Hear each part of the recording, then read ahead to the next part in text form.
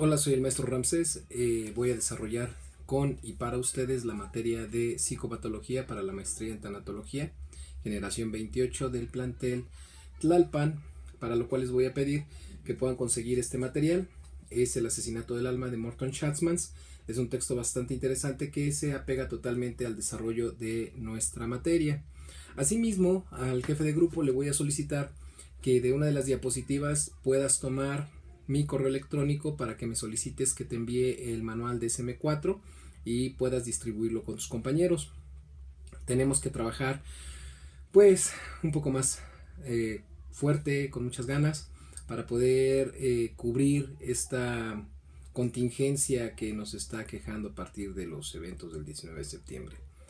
Esperando que te comprometas para que podamos desarrollar esta materia sin contratiempos. Y bueno, vamos a comenzar a darle fuerte.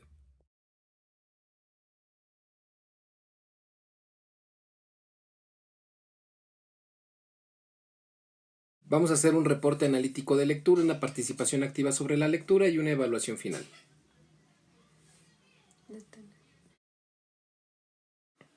Bueno, ahí tenemos el objetivo general de la materia.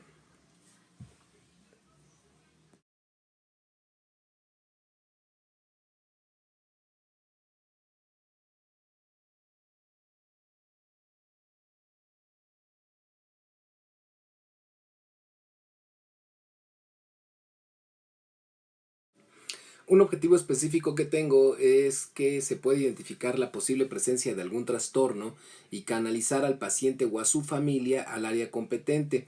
Debido a que no todos son psicólogos, no todos son psiquiatras, pues es importante que aquel tanatólogo en formación que se encuentre ante una circunstancia de un paciente con alguna psicopatología lo pueda derivar al área competente.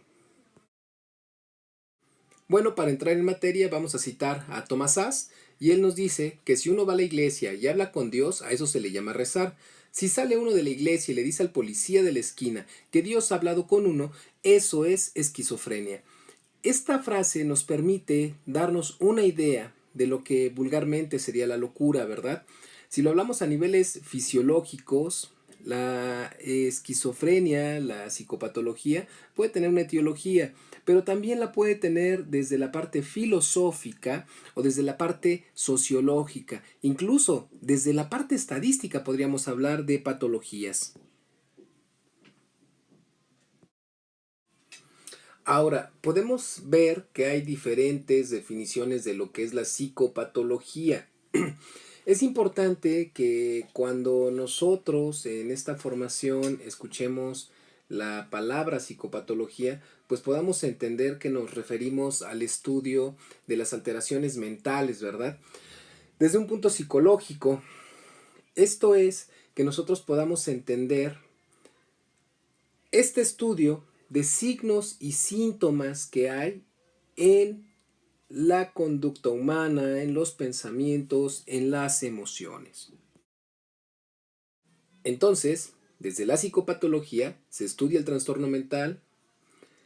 ¿Para qué? Para poder generar un diagnóstico, determinar que haya o no la presencia del trastorno y la valoración. Esto es que se pueda generar pues la posibilidad de encontrar fortalezas en la persona quejada por la psicopatología y ésta pueda tener en la medida de lo posible el tratamiento para una vida más funcional. Aquí ya con esta diapositiva pues bueno podemos ver un concepto más integral de lo que es la psicopatología. Asimismo, pues es importante entender toda una serie de conceptos, ¿verdad? Lo que es trastorno, lo que es un trastorno mental, para poder tener claro lo que es una psicopatología. Asimismo, es importante considerar lo que es un síntoma, un signo y un síndrome. El síntoma entendido como esta queja de origen subjetivo, vaya, las alucinaciones, toda la referencia que nos haga el paciente y de la cual nosotros no podamos tener una evidencia objetiva, ¿verdad? El signo es esta evidencia objetiva donde nosotros podremos tener testimonio exacto, llamémoslo así, de que algo está pasando con el paciente. Por ejemplo, un tic, la fiebre, son signos evidentes de que algo está pasando, ¿verdad? Ahora, el síndrome entendido como este conjunto de signos y síntomas que son característicos de algún padecimiento, ¿verdad? VIH, trisomía 21, que tienen signos y síntomas que en su conjunto son característicos de un padecimiento específico. Lo mismo pasa con las psicopatologías, ¿verdad? Todas tienen sus signos y síntomas totalmente característicos que nos van a permitir tener una idea, obviamente sustentada con el manual y la observación clínica, para poder llegar a la impresión diagnóstica. Esto es, qué aqueja a esta persona a nivel psicopatológico.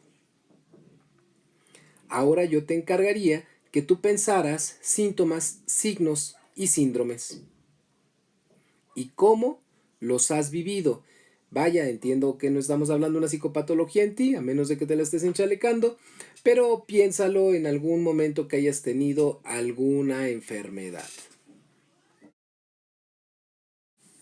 Sigamos desarrollando. ¿Qué es salud y qué es enfermedad mental? Ahora, ¿qué es salud? Sino la integridad física, psicológica y social. Vaya, una homeostasis en estas esferas.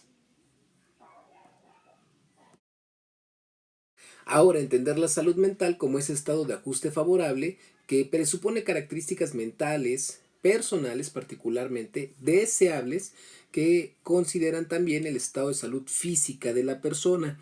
Es importante subrayar esta diapositiva porque debido a los acontecimientos que vivimos, no nada más del 19 de septiembre, sino desde prácticamente 2 semanas antes, mucha gente tuvo un desajuste precisamente en esas características mentales. ¿Qué es esto? Que empezó a generar un estado de estrés agudo, que incluso a estas alturas mucho de ese estrés agudo se ha vuelto postraumático, generando que la persona tenga toda una serie de signos y también síntomas que nos hablan de este desajuste en sus características mentales, ¿verdad? Personas que al menor movimiento, y no me refiero a un movimiento sísmico, simplemente se marean porque se bajan del autobús, se levantan de una silla, creen que está temblando y empiezan a entrar en crisis, ¿verdad? De ahí la importancia de que con los acontecimientos que estamos viviendo podamos entender esto de la salud mental y cómo está en este momento impactada en muchos mexicanos. Ahora, no necesariamente significa que estas personas tengan una psicopatología, sino que hay que pensar que mucho de lo que les está pasando también responde a un proceso adaptativo. Ahora, según la definición del trastorno, según el DSM-4, pues hay que pensarlo como un patrón psicológico que produce síntomas dolorosos y deterioro del funcionamiento. Mucha gente que ya cayó en esta categoría del trastorno por estrés postraumático, como podemos verlo en el concepto que nos da aquí DSM-4, pues ya tiene un patrón psicológico que le está produciendo estos síntomas dolorosos, ¿verdad? Que van deteriorando su funcionamiento porque entonces no pueden desarrollar su vida cotidiana como solían hacerlo hasta antes del evento del 19 de septiembre o de cualquier otro evento que pueda ser altamente traumático en este caso. Ahora, según la guía de los criterios de diagnóstico de DSM-5, un trastorno mental es un síndrome caracterizado por una alteración clínicamente significativa del estado cognitivo, la regulación emocional o el comportamiento de un individuo que refleja una disfunción de los procesos psicológicos, biológicos o del desarrollo que subyacen en su función mental. ¿Qué implica esto? Siguiendo con estos ejemplos de el 19 de septiembre, las personas que en este momento pudieran estar presentando ya, digo, 10 días después, alguna forma de trastorno por estrés postraumático, pues van a tener una serie de alteraciones en su esfera cognitiva, esto es, en la forma que piensan. van a tener una alteración en su regulación emocional, podrán estar un tanto bajos de ánimo. Asimismo, su comportamiento va a reflejar una serie de disfunciones en procesos psicológicos, ya los acabo de mencionar ahorita, biológicos, como lo pudiera ser alteración de sueño, de apetito y pues bueno, de su desarrollo, ¿verdad? Tal vez algunos no puedan trabajar como lo solían hacer. ¿Por qué? Porque están en este sentido viviendo este posible estrés postraumático. Bueno, y como ya lo hemos mencionado, pues estos trastornos pues van asociados a una serie de eventos estresantes, ¿verdad? Ya se hace por cuestiones también sociales, laborales o incluso pues hasta orgánicas, se puede desarrollar un trastorno mental, ¿ok? Ahora, es importante pensar que el trastorno mental no es algo que se herede como tal o que se transmita genéticamente tal cual, sino hablaríamos más bien de predisposiciones. En este sentido, cómo el ambiente en el que te desenvuelves puede llevarte a desarrollar un trastorno mental. No significa necesariamente así que tú, si tuviste un papá con esquizofrenia, la vayas a heredar de manera automática, sino tendríamos que pensar un poquito en esta cuestión que acabo de mencionar y que esto lo van a poder ustedes ir descubriendo en este texto que me parece, repito, fascinante de El asesinato del alma. Ahora, también es importante que no toda respuesta predecible o culturalmente aceptable ante un evento estresante o incluso traumático, como puede ser la pérdida de un ser querido, nos meta al ámbito del trastorno mental. Por ejemplo, el evento del duelo por la pérdida de un ser querido, en este caso por muerte, pues nos va a generar signos y síntomas característicos de depresión y o de ansiedad, pero eso no significa necesariamente que la persona tenga un trastorno mental, sino que como parte de un proceso adaptativo y de su proceso de duelo, la persona estará transitando por estos estados, llamémoslo ahorita de manera didáctica, semipatológicos. ¿Por qué? Porque aunque tienen los signos y síntomas característicos de la depresión o de la ansiedad, no serían como tal el trastorno, sino solamente parte de su proceso adaptativo. Ojo, hay que ponerles atención para evitar que estos eventos de procesos adaptativos se pudieran convertir en algún momento en un trastorno. Ahora, bien importante, como nos lo menciona esta diapositiva, no necesariamente los comportamientos socialmente anómalos de cualquier índole y sus conflictos podrían ser trastornos, salvo que estas anomalías o conflictos sean el resultado de alguna disfunción en la persona, como las que ya hemos venido describiendo. ¿Qué significa esto? Que aunque a las personas que hacen bloqueos, manifestaciones, marchas y demás, el común de gente les puede gritar locos, pues no necesariamente lo estarían bajo estricto criterio de manual, puesto que ahí habría que pensar qué es lo que los lleva a manifestarse, ¿verdad? Ahora, si lo pensamos así, este evento llamado locura vulgarmente, pues no necesariamente pondría a un sujeto en la capacidad de manifestarse y cerrar calles exigiendo alguna circunstancia, aunque en algún momento podríamos pensar en sus posibles excepciones. Ahora, la descripción que nos da esta diapositiva podemos explicarla desde el texto de Morton Schatzmans, como en este caso Paul Schweber, el personaje que describen en esta obra, pues es incapaz de distinguir lo que está pasando en su cabecita de lo que está pasando afuera. Es sumamente interesante ver cómo Paul Schweber fue poco a poco enloqueciendo como parte de su proceso de crecimiento, de desarrollo, de construcción psíquica, y que esto se fue dando prácticamente desde casa. Ahora, regresando un poquito a esto de los conceptos, desde lo sociológico de lo normal, dícese que algo es normal en cuanto a que funciona, y en este caso la patología al ser disfuncional, pues no sería algo normal. Ahora, si lo pensamos desde una campanita de Gauss, donde todo lo que está dentro de la campana, llamémoslo ahorita lo normal, o lo vamos a ver un poquito más adelante estadísticamente, lo que más se repite, lo que es promedio, cualquier cosa que salga de esta campanita de Gauss va a ser algo anormal. ¿Qué significa esto?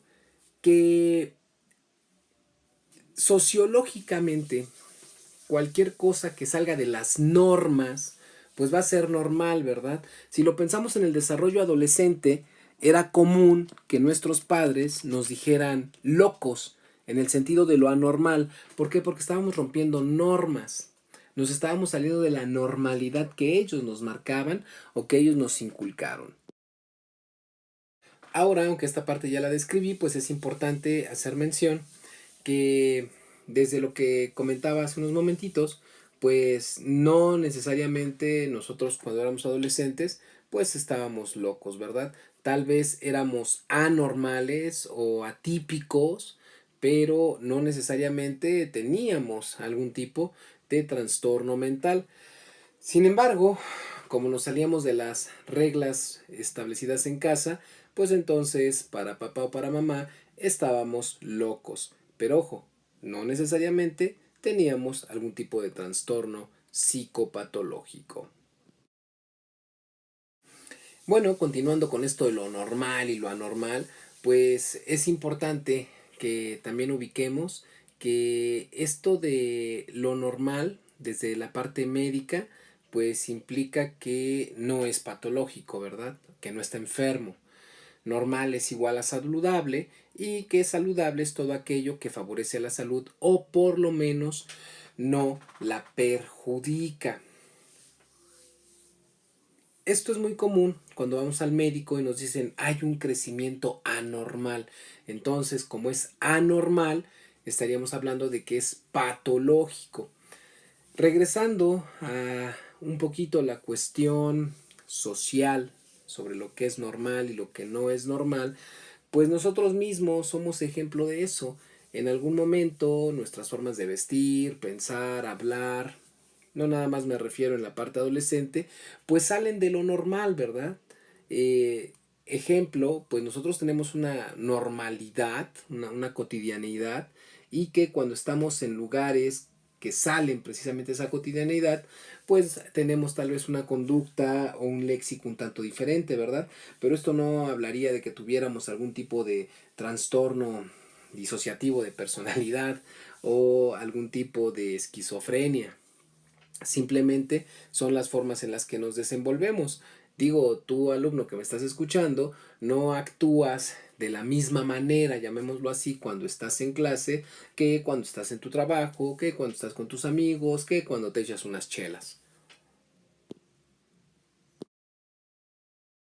Ahora, también es bien importante que pensemos en esta situación de lo normal, anormal, puesto que al ser un tanto subjetivos, contextuales, pues podríamos caer en una situación de prejuicio, ¿verdad? La imagen es muy característica de esta situación de normalidad, anormalidad. Me refiero, si nosotros vemos a chicos disfrazados así en la calle, pues lo más común es que la gente diga, ay, míralos, qué raritos, qué locos, qué anormales. Sin embargo, si tú entras a una convención donde este chico o estos chicos se reúnen, se visten de esa manera y tú llegas con tu vestimenta normal, pues muy probablemente la normal en ese momento, en ese contexto seas tú. ¿Por qué? Porque la normalidad en ese lugar es que todos mayormente vayan disfrazados o caracterizados. Ahora, bien importante mencionar nuestro tercer punto, ¿verdad? Una conducta inusual no necesariamente es anormal. ¿Qué significa esto?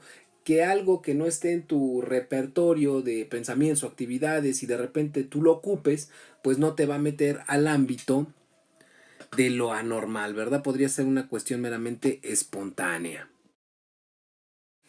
Como les he venido mencionando, pues esto de lo normal anormal, pues difiere entre culturas, ¿verdad? Así como cuando se llegan a ver videos de los artes o del arte culinario de la zona de el oriente del mundo y la gente del occidente se sorprende de ver brochetas con insectos, pues aquí podría ser algo anormal. Sin embargo, en ese contexto es totalmente normal. Viceversa, así tal vez como para el hindú es normal no comer res, vaca, porque son animales sagrados, pues aquí tú frecuentemente, en este lado del charco, pues te comes tus tacos de cabeza, te comes tus bisteces, tus hamburguesas, y para lo que en este lado del charco puede ser totalmente normal, en otro contexto puede ser anormal y viceversa. De ahí que es sumamente importante reducir la influencia de nuestro sistema de valores al juzgar la conducta de los otros. Incluso dentro de nuestro propio país hay una diversidad de tal manera que lo que en un lugar puede parecer totalmente normal, en otro no lo es. ¿Va? Ahora, para poder generar esta impresión diagnóstica, nosotros tenemos una herramienta bien importante, ¿verdad? Como lo es la historia clínica y el apoyo de la anamnesis. ¿Ok? Entendida la anamnesis como esta acción previa a cualquier estudio clínico. Ejemplo, cuando nosotros estamos enfermos y vamos a una visita médica, pues nos empiezan a hacer unas preguntas que van en función precisamente de la enfermedad. ¿Cuándo empezó? ¿Cómo fue? ¿Quién más la padece? ¿Quién más la ha padecido? Vaya, todos esos antecedentes. Eso nos permite tener una mayor idea y referencia en cuanto al padecimiento, ¿verdad? Y van a ir enriqueciendo la historia clínica. El objetivo de la anamnesis, como lo estoy mencionando, pues es obtener el mayor número posible de datos sobre el paciente, su padecimiento y así poder generar pues un juicio clínico, ¿verdad?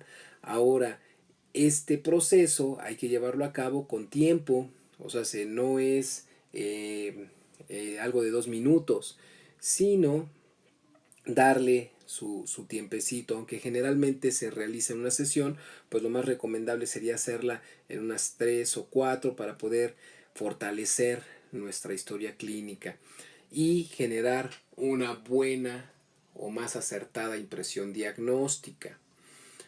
También dentro de lo que es nuestra historia clínica y anamnesis, que nos van a permitir tener esta impresión diagnóstica, hay que complementarla con un ejercicio que se llama examen mental y el cual ahorita vamos a ir explicando. Este examen mental nos permite determinar que el paciente se ubique en 3 esferas o dimensiones que nos van a permitir determinar si éste se relaciona de manera adecuada, óptima o fluida con la realidad, ¿verdad? ¿Qué es esto? Sino generar las preguntas que nos permitan darnos cuenta y de que el otro se dé cuenta que se ubica en tiempo, en espacio y en persona. Esto es que sepa temporalmente dónde se encuentra, espacialmente dónde se encuentra y quién es. Esto lo vamos a poder ver un tanto en la lectura de Morton Schatzmans.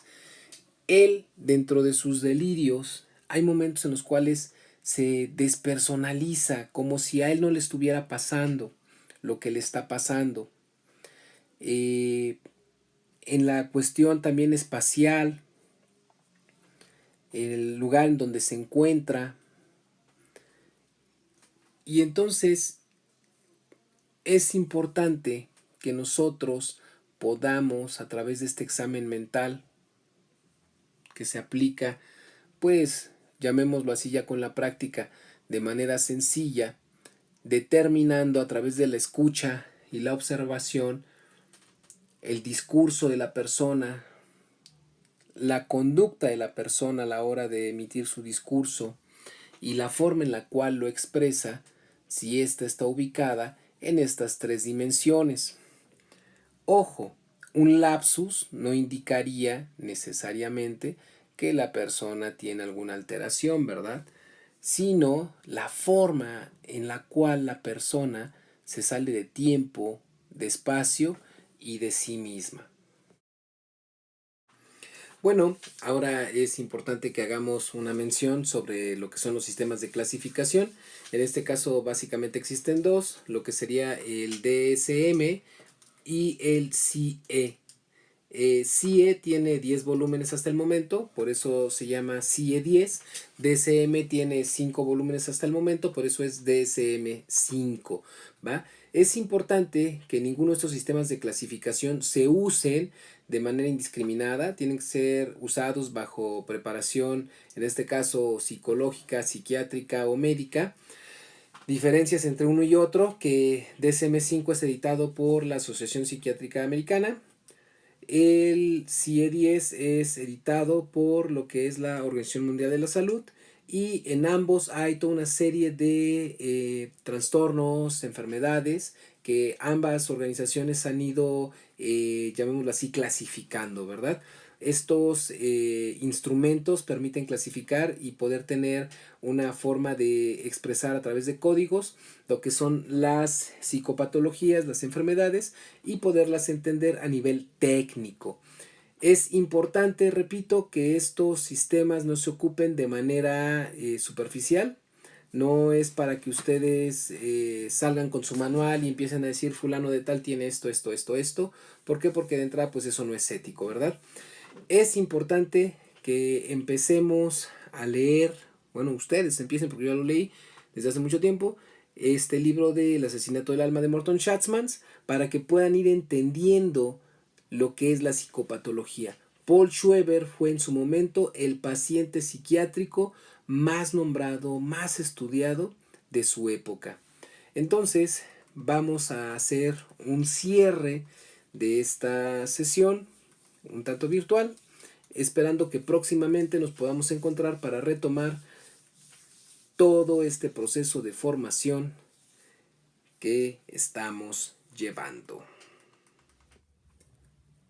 Bueno, compañeros, después de este breve recorrido sobre los conceptos de lo que es la psicopatología, lo que son signos, síntomas, síndromes, trastornos, manuales de clasificación de enfermedades y trastornos, explicaciones sobre lo que son las conductas normales, anormales, es importante que consigan su texto, lo lean y podamos hacer en su momento pues toda la discusión respecto a lo que son las patologías que en este caso Paul Schweber tuvo en su vida. Es importante que, jefe de grupo, me hagas llegar por favor tu correo electrónico solicitándome los manuales DSM-4, DSM-5 para que entonces podamos continuar con este trabajo. Ya cuando nos veamos en clase, iremos analizando varios de los trastornos ya de manera presencial para poder generar críticas sobre ellos y llegar a consensos. Es importante que le sigan echando ganas. Las circunstancias que hemos vivido a través de este terremoto nos han llevado a utilizar el recurso de las redes sociales, lo virtual en este caso, para el desarrollo de su clase. Sin embargo, sí es importante que no claudiquen, que no le bajen de combustible a su formación. Estoy para servirles. Tienen mi correo electrónico en las primeras diapositivas. Ustedes podrán ir desarrollando todo lo que tengan de dudas en cuanto a lo que es la psicopatología y podremos generar toda la clarificación de dudas, dígase de manera electrónica o dígase de manera presencial. Es un gusto poder trabajar con ustedes. Les reitero mi nombre, Ramsés Cigarroa, y estamos en contacto.